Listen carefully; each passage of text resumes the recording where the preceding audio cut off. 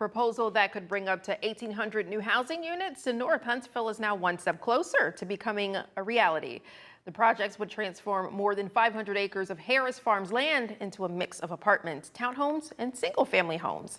Last Wednesday, the Huntsville Planning Commission approved a rezoning request for the Harris Farms property. And while for some, that means new housing and new opportunities, for others, it raises questions about traffic, infrastructure, and the loss of open land. Fox 54's Valentina Chalala has more on the community's concerns.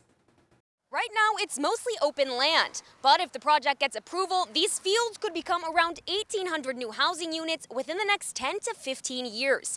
The question is whether people see that as progress or a problem. Supporters say that kind of long-term development helps a city prepare for the future. They point to new jobs, new businesses, and the need for more places for people to live. I think what we need is a housing surplus so that housing costs can stay flat or go down so that people can really catch up. I think growth is important, it's necessary, it's important that we have enough housing.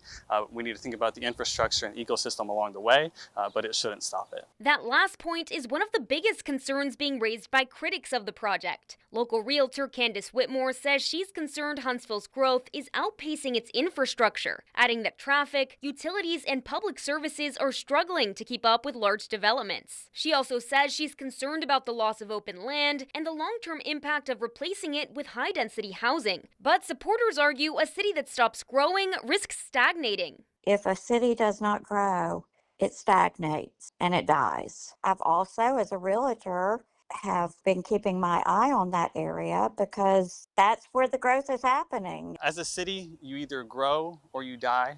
It's hard to just stay flat because the cities around you will also grow, and then relative to them, you're in decline. The proposed development would be built just north of several other major projects taking shape in the area, including the future North Village Town Center and a new Huntsville Hospital facility. In Huntsville, I'm Valentina Chalala, Fox 54 News.